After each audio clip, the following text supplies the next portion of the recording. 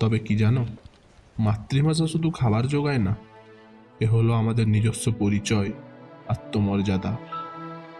তবে যে মানুষগুলো এই ভাষার জন্য প্রাণ দিল, তাদের জন্য বড় কষ্ট হয়।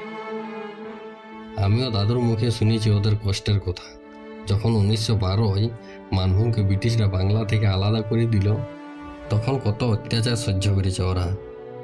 ভাবতে পারেন, শুধু বাংলা বললেই পুলিশে ধরিয়ে নিয়ে যেত। এমনকি স্বাধীনতার পরেও দেশের মানুষরাই বলল, তুমি তোমার মাতৃভাষায় লেখাপড়া করতে পারবে না। তবে আটকানা গেছে কি?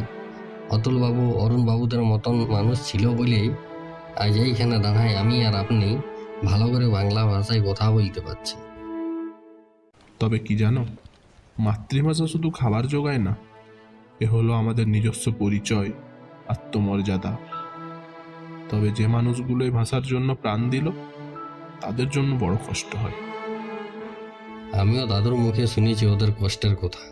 যখন 1912 মানভূমকে ব্রিটিশরা বাংলা থেকে আলাদা করে দিল, তখন কত অত্যাচার সহ্য করেছে ওরা। ভাবতে পারেন, শুধু বাংলা বললেই পুলিশে ধরিয়ে নিয়ে যেত।